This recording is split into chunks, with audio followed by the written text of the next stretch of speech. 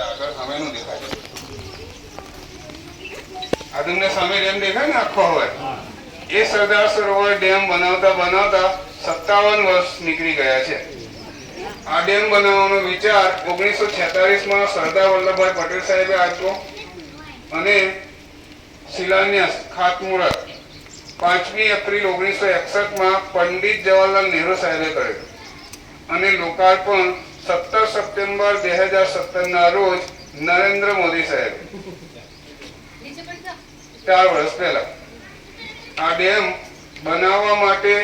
300 crore સિમેન્ટની થેલીનું concrete બનાવીને આખી ડેમની દિવાલ બનાવેલી છે એ જગ્યાએ જે કોન્ક્રીટ વપરાયું એ કોન્ક્રીટ પાણીની જગ્યાએ છીણેલો બરફ નાખીને બનાવવામાં આવેલું છે એટલે ઝડપી વપરાશ કરવો પડે ઝડપી લાવવા માટે ઉપર બે મોટા થાંભલા છે જો સામે બે છે ને મોટા થાંભલા બધાને દેખાય છે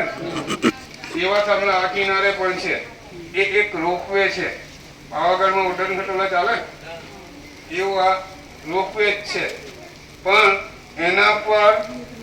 સામાન આવે કોન્ક્રીટ આવે કોન્ક્રીટ ભરીને લાવે એ વખતે 28 ટન સુધીનો કોન્ક્રીટ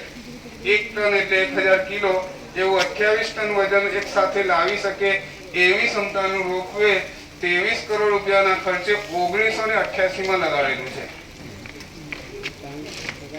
હવે આ જે ડેમ છે એના અંદર જે જાડાઈ છે એ છે 400 ફૂટ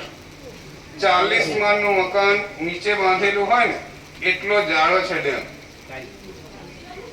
અને ઉપરના લેવલે રસ્તો બનાવેલો છે ત્યાં 30 ફૂટ એટલે ડુંગર જેવો જ આખો ડેમ બનાવેલો છે અને આ ડેમ ઊંચાઈમાં 163 મીટર લંબાઈમાં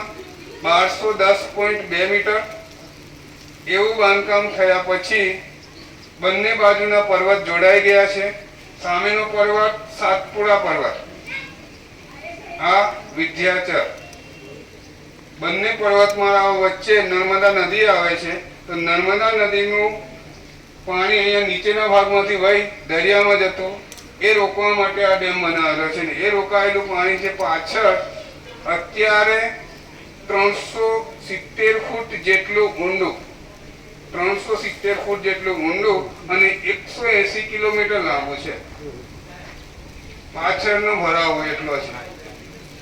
પૂરેપૂરું જ્યારે 138 મીટર સુધી પાણી ભરે એવા સમયે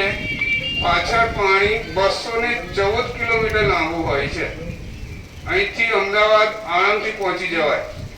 એટલું લાંબુ પાછળ પાણી હોય છે એ પાણીનો ઉપયોગ પમ્પિંગ કરીને 37,000 હેક્ટરમાં સિંચાઈ માટેનું પાણી મહારાષ્ટ્ર આ બાજુ 4 તળાવો આવેલા છે 4 તળાવ પછી નર્મદા કેનાલ ચાલુ થાય એ નર્મદા કેનાલમાં ગુજરાત માટે 18 લાખ હેક્ટર જમીનમાં સિંચાઈનું પાણી ખેતી માટેનું પાણી 10,000 ગામડામાં પીવા માટેનું પાણી 150 નાના મોટા શહેરોમાં પીવાનું પાણી 131 સૂકી નદી આવતી હોય સૂકા તળાવ હોય એ ભરવાનું પાણી ત્યાર પછી રાજસ્થાનમાં પાણી જાય રાજસ્થાનમાં 75,000 હેક્ટરમાં સિંચાઈ માટેનું પાણી 131 ગામમાં પીવા માટેનું પાણી અને આ રીતે 3 રાજ્યમાં પાણી મળે એવી જ રીતે 3 રાજ્યમાં વીજળી પણ મળે છે આ ડેમ બનાવવાથી 1 કલાકમાં 1450 મેગાવોટનું વીજળીનું ઉત્પાદન પણ છે તો એ વીજળી બન્યા પછી 16% વીજળી ગુજરાત 27% મહારાષ્ટ્ર અને 57% વીજળી મધ્યપ્રદેશ રાજ્યમાં જાય એ શું કામ સૌથી વધારે વીજળી અમને આપવામાં આવે તો કે આ ડેમના આગળના ભાગમાં 45 કિલોમીટર પછી મધ્યપ્રદેશ રાજ્ય શરૂ થાય અને પાણી ભરેલું રહે છે 214 કિલોમીટર એટલે કે જે જમીન ડૂબે છે સૌથી વધારે એ મધ્યપ્રદેશ રાજ્યની 193 ગામની જમીન ડૂબે મધ્યપ્રદેશ 36 મહારાષ્ટ્ર અને 19 ગુજરાત સૌથી ઓછું જમીનનો ડુબાણ વિસ્તાર હોય તો એ છે ગુજરાત અને પાણીનો લાભ સૌથી વધારે હોય તો એ છે ગુજરાત એટલે એ લોકોને વીજળી વધારે આપણને પાણી વધારે આ રીતના લાભ આપણને થાય એના માટે જે સરદાર સરોવર યોજના બનાવેલી છે એનું જે દેખાય એ અહીંયા નીચેના ભાગમાં સનસેટ પોઈન્ટ છે. અંદાજે જેટલું તમે અત્યારે અહીંયા ચાલી રહ્યા એટલી ઊંચી ટેકડી છે. એ ચડવાથી આ ડેમ અને એની પાછળ જે પાણી ભરેલું છે એ તમને જોવા મળે. બીજી જગ્યા છે સ્ટેચ્યુ ઓફ યુનિટીમાં છાતીના ભાગ સુધી જવા માટેની લિફ્ટ ગોઠવેલી છે. એ જગ્યાએ જાઓ તો પણ તમને આ ડેમ અને પાછળનું પાણી જોવા મળશે. તો આજનો આપ સૌનો આ પ્રવાસ આપ સૌના માટે એક યાદગાર પ્રવાસ બની રહે એવી શુભકામના સાથે આપ સૌને જય હિન્દ, જય ભારત.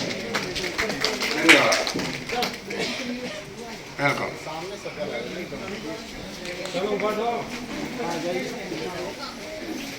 પીવાનું પાણી છે પાછળ, પી શકો. નાનું સ્ટેચ્યુ બીજું છે પાછળ.